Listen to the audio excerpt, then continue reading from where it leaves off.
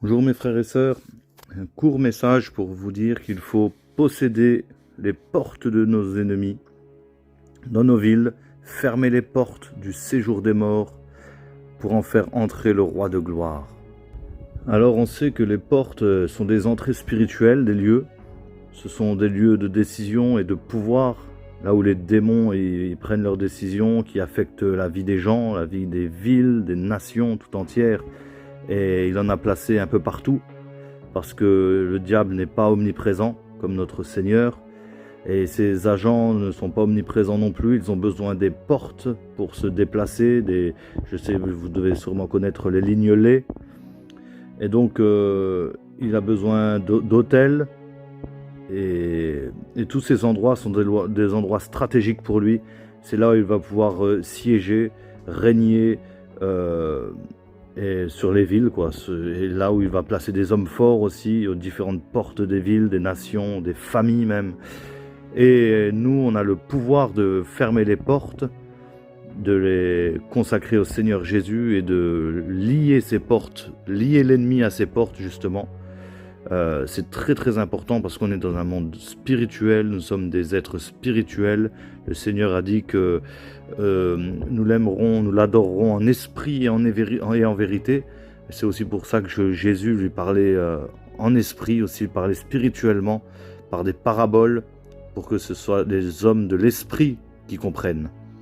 Donc là forcément c'est une folie pour ceux qui périssent, hein, mais c'est une puissance pour nous, nous qui sommes nés de nouveau, nous qui avons reçu toute autorité, l'autorité, le pouvoir de marcher sur les serpents, les scorpions et sur toute la puissance de l'ennemi. Nous devons combattre l'ennemi jusqu'aux portes, comme on le voit pendant les guerres, hein, c'était jusqu'aux portes où il chassait l'ennemi. Hein. D'ailleurs, le Seigneur l'a dit aussi en Genèse 22, 17 à Abraham. Je te bénirai et je multiplierai ta postérité, comme les étoiles du ciel et comme le sable qui est sur le bord de la mer, et ta postérité possédera la porte de ses ennemis. Toutes les nations de la terre voudront être bénies en ta postérité, parce que tu as obéi à ma voix. Amen. On le voit tout de suite après aussi dans Genèse 24, lorsque Laban, le frère de Rebecca, et son père Bethuel ils vont bénir Rebecca lorsqu'elle va partir avec Eliezer à la rencontre d'Isaac. Ils appelèrent donc Rebecca et lui dirent « Veux-tu aller avec cet homme ?» Elle répondit « J'irai. » Et ils laissèrent partir Rebecca, leur sœur et sa nourrice, avec le serviteur d'Abraham et ses gens. Ils bénirent Rebecca et lui dirent « Ô notre sœur, puisses-tu devenir des milliers de myriades et que ta postérité possède la porte de ses ennemis. » Amen. Et tout au long de l'Ancien Testament, hein, on voit que les portes sont très importantes, notamment pour les jugements des anciens. Dans Deutéronome, ça se passe aux portes de la ville. On voit que les guerres se passent jusqu'aux portes. Ils n'en laissent pas un seul tant qu'ils ne les ont pas tous chassés jusqu'aux portes de la ville. Et les portes sont très importantes. D'ailleurs, même le Seigneur Jésus a dit à Pierre, sur cette pierre, je bâtirai mon église et les portes du séjour des morts ne prévaudront point contre elle. Et là, le Seigneur m'a parlé par rapport à ça. Il m'a dit, vous êtes des pierres vivantes. Vous êtes le corps de Christ. C'est vous, vous êtes l'édifice. L'église, c'est vous. Ce n'est pas les pierres mortes, les bâtiments. Et justement, toutes ces églises, les églises catholiques romaines, qui ont été construites la plupart par des francs-maçons, on voit l'architecture est incroyable et ça a été construit avec des méthodes secrètes, d'où les francs-maçons. Voilà, c'est secret, il n'y a rien de secret qui ne doit être révélé, dit la parole. Hein. Donc ce qui est secret, c'est parce que c'est satanique. Hein. Ça a été construit selon des plans sataniques, parce que ça doit être des autels pour le diable et ses agents. Et donc, qu'est-ce qu'on doit faire avec ces bâtiments qui sont devenus des monuments même, hein, vous sentez même l'oppression quand vous rentrez dans toutes ces églises, dans ces temples, dans ces cathédrales. Moi, je vois chez moi, à Metz, dans la cathédrale, il y a un dragon. Soi-disant, bon, c'est l'emblème de la ville, le Graouli, etc. Mais voilà, le Seigneur, par sa grâce, nous a fait renverser aussi les portes de la ville, où il y a la porte serpenoise, Vous allez taper sur internet, hein, porte Serpenoise à Metz. Donc dans Serpenoise, hein, il y a serpent. Il y a aussi la porte des Allemands. Depuis cette porte, il y a toute une rue où il y a de la prostitution, où il y a vraiment des choses pas claires qui s'y passent la nuit. Et tout ça, c'est des portes sataniques. Le Seigneur, par sa grâce, elle nous a envoyé les renverser, fermer ces portes pour que le roi de gloire fasse son entrée dans la ville de Metz. Alléluia.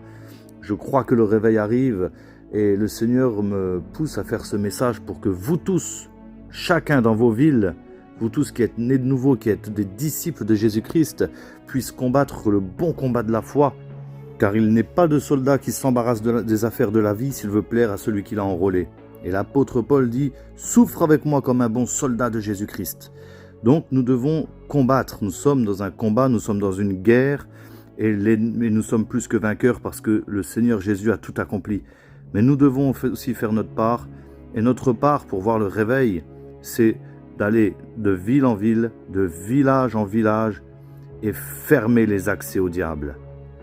Allez, prenez l'huile d'onction, allez sur des monuments aux morts, sur ces autels sataniques, et les lier au nom de Jésus. Que le diable ne puisse plus agir comme il le veut. Nous devons établir le règne de Dieu, le règne du Seigneur Jésus-Christ sur la terre. C'est à nous de le faire. Le Seigneur a décidé de passer par des hommes et c'est à nous de le faire. La nuit dernière, le Seigneur m'a vraiment parlé par rapport à ça. Il m'a dit, regarde toutes ces églises catholiques, les églises qui ont été construites par des francs-maçons, tous ces temples, ces cathédrales dont je parlais tout à l'heure. Tu vois, pourquoi les entrées sont toujours des énormes portes immenses? Parce que ça a été construit selon les plans de Satan, là où pour faire entrer les géants. C'est des géants qui entrent là-dedans, qui prennent les décisions sur les villes. Et pourquoi il en a mis dans tous les villages de France? Parce qu'il doit régner dans tous les villages de France. Et nous devons fermer ces portes, verrouiller ces portes, que l'ennemi ne puisse plus circuler, qu'il n'ait plus de porte où siéger. Et c'est à ce moment-là que nous pourrons dire « Porte, maintenant élevez vos linteaux, car le roi de gloire fait son entrée. » Alléluia. Et je vais terminer par un passage que le Seigneur m'a mis à cœur ce matin, justement. C'est dans Ésaïe 28, à partir du verset 5. Écoutez bien ce que dit le Seigneur. « En ce jour, l'Éternel des armées sera une couronne éclatante et une parure magnifique pour le reste de son peuple, un esprit de justice pour celui qui est assis au siège de la justice, et une force pour ceux qui repoussent l'ennemi jusqu'à ses portes. » Et ensuite, il va parler aux incrédules, à ceux qui ne vont pas croire à ce message. D'ailleurs, ça me fait penser, ce passage, c'est dans 2 Rois 7, où Élisée va dire qu'il n'y aura plus de famine en Samarie, et celui qui a été envoyé par le roi lui dit quand bien même le Seigneur ouvrirait des fenêtres au ciel, cette chose n'arriverait pas. Il a été incrédule et Élisée lui dit tu le verras de tes yeux, mais tu mourras à la porte. Les portes, c'est aussi un lieu de jugement. Donc il a été jugé et cet homme est mort à la porte. Donc voilà, je reviens à Ésaïe 28. Il dit ensuite, je vais aller un peu plus loin au verset 14. « Écoutez donc la parole de l'Éternel, moqueurs, vous qui dominez sur ce peuple de Jérusalem. Vous dites, nous avons fait une alliance avec la mort, nous avons fait un pacte avec le séjour des morts. Quand le fléau débordé passera, il ne nous atteindra pas, car nous avons la fausseté pour refuge et le mensonge pour abri. C'est pourquoi ainsi parle le Seigneur, l'Éternel. Voici, j'ai mis pour fondement en Sion une pierre éprouvée, une pierre angulaire de prix, solidement posée. Celui qui la prendra pour appui n'aura point hâte de fuir. Je ferai de la droiture une règle et de la justice un niveau, et la grêle emportera le refuge de la fausseté, et les eaux inonderont l'abri du mensonge. Votre alliance avec la mort sera détruite, votre pacte avec le séjour des morts ne subsistera pas. Quand le fléau débordé passera, vous serez par lui foulés aux pieds. Chaque fois qu'il passera, il vous saisira, car il passera tous les matins, le jour et la nuit, et son bruit seul donnera l'épouvante, etc. Donc là, on voit un peu tout ce que je disais, hein, les portes du séjour des morts qui ne prévaudront point contre l'Église, contre la pierre angulaire de prix solidement posée. Cette pierre angulaire, c'est le Seigneur Jésus.